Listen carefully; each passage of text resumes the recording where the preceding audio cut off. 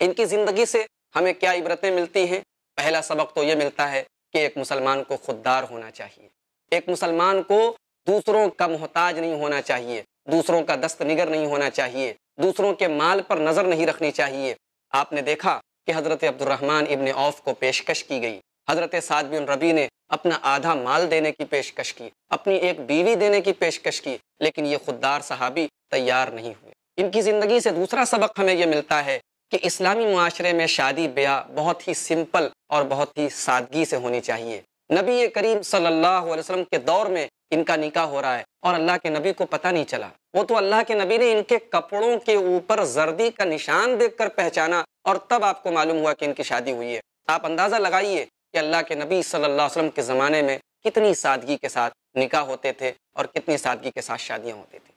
ان کی زندگی سے تیسرا سبق ہمیں یہ ملا کہ پیسہ کمانا کوئی غلط بات نہیں ہے۔ بہت پیسے والے تھے، اللہ تبارک و تعالیٰ نے ان کو بہت دولت سے نوازا تھا، جیسا کہ آپ نے سنا کہ مہر کے طور پر ایک کھجور کی گٹلی کے برابر انہوں نے سونا اپنی بیوی کو دیا تھا۔ تو دولت ہونی چاہیے، دولت کا صحیح استعمال ہونا چاہیے، حلال طریقے سے دولت کمائے انسان اور اس کو صحیح راہ میں خرچ کرے تو اس میں کوئی حرج کی بات نہیں ہے۔ چوتھا سبق ان کی زندگی سے ہمیں یہ ملا کہ انسان کو چاہے وہ جتنی بھی دولت کما لے اور جتنی بھی خوشحالی اس کی زندگی میں آ جائے، آخرت کا تصور ہمیشہ اس کے دل میں ہونا چاہیے، ہمیشہ قبر کو، آخرت کو اور موت کو ضرور یاد کرنا چاہیے۔ محترم ناظرین کرام، حضرت عبد الرحمن ابن عوف کی زندگی سے ہمیں اور آپ کو ایک سبق یہ بھی ملتا ہے کہ ہمیں اللہ کے نبی صلی اللہ علیہ وسلم کی حدیثوں اور اللہ کے رسول صلی اللہ علیہ وسلم کی باتوں کو یاد رکھنا چاہیے۔ جیسا کہ آپ نے دیکھا کہ کئی ایسے مواقع آئے کہ صحابہ کرام کو کوئی بات نہیں معلوم ہے، ان کو معلوم ہے، یعنی ان کے پاس دوسروں کے مقابلے میں زیادہ علم ہے، اللہ کے نبی صلی اللہ علیہ وسلم کی حدیثوں کا اور آپ کی شریعت کا زیادہ علم ہے۔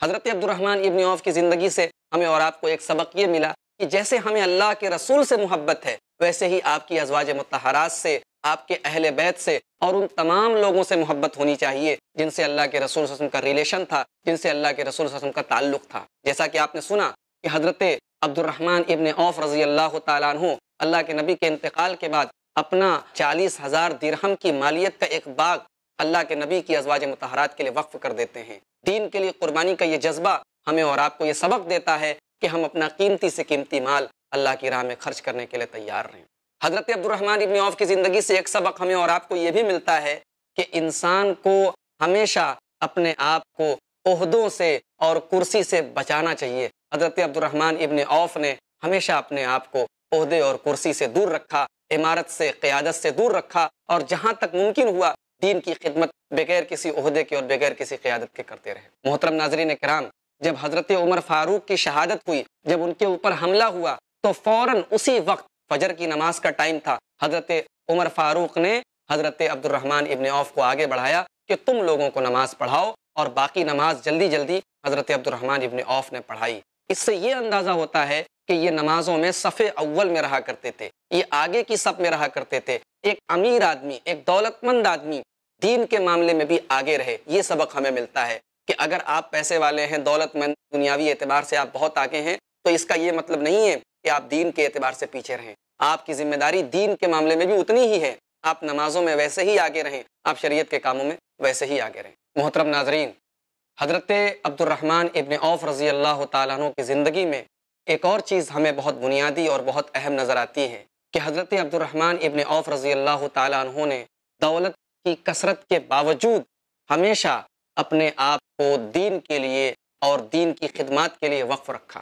ان کے پاس دولت تھی تو یہ نہیں کہ اپنی دولت کو اپنے ذاتی استعمال کے لیے اس کو جو ہے مقید کر کے اور سیو کر کے رکھا ہو۔ غزوہ تبوک کے موقع پر انہوں نے 200 اوقیہ چاندی اللہ کی راہ میں قربان کی۔ اسی طریقے سے جتنے بھی مواقع اسلام کے خرچ کرنے کے لیے آئے، حضرت عبد الرحمن ابن عوف نے اپنی دولت بے تحاشا خرچ کی۔ محترم ناظرین کرام، حضرت عبد الرحمن ابن عوف کی زندگی ہمیں ایک سبق یہ بھی دیتی ہے کہ اسلام کی راہ میں ہمیں اپنے ساتھ ساتھ اپنے بچوں کو بھی وقف کرنا چاہیے۔ ابو جہل کے قتل کا جو واقعہ آپ نے سنا، ان کو قتل کرنے والے 2 بچے تھے، مشکل سے 10-12 سال کے۔ ایک کا نام معاذ بن افرا تھا، ایک کا نام معاذ بن عمرو بن جموح تھا۔ ان بچوں نے ہمیں اور آپ کو ایک سبق یہ دیا کہ ہم اپنے بچوں کو بچپن سے ایک ایسی تربیت دیں کہ ان کے دل میں اللہ اور اس کے رسول کی محبت پروان چڑھے، ان کے دل میں نبی کے صحابہ کی محبت پروان چڑھے۔ آج ہم اپنے بچوں کی کیسی تربیت کر رہے ہیں اور اللہ کے نبی صلی اللہ علیہ وسلم کے صحابہ کے بچے کیسے ہوا کرتے تھے، اس واقعے سے آپ نے یہ بھی اندازہ لگایا۔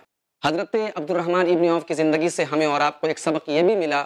کہ نماز ایک افضل انسان اپنے سے کمتر انسان کے پیچھے نماز پڑھ سکتا ہے۔ ظاہر سی بات ہے، اللہ کے رسول صلی اللہ علیہ وسلم کا جو مقام ہے وہ حضرت عبد الرحمن ابن عوف کا کبھی نہیں ہو سکتا۔ آپ ایک صحابی ہیں اور اللہ کے رسول امام الانبیاء ہیں، لیکن اللہ کے رسول صلی اللہ علیہ وسلم نے ایسے حالات آئے کہ اللہ کے رسول نے ایک رکعت نماز ان کے پیچھے پڑھی۔ یہ اس بات کی دلیل ہے کہ افضل کی نماز مفضول کے پیچھے ہو جائے گی۔ یہ کوئی ضروری نہیں ہے کہ امام سب سے افضل ہو، مقتدی اگر افضل ہو اور امام کا درجہ اس سے کم ہو تو بھی نماز ہو جائے گی۔ یہ حضرت عبد الرحمن ابن عوف کی زندگی سے ایک مسئلہ یہ بھی مستنبط ہوتا ہے۔ محترم ناظرین کرام،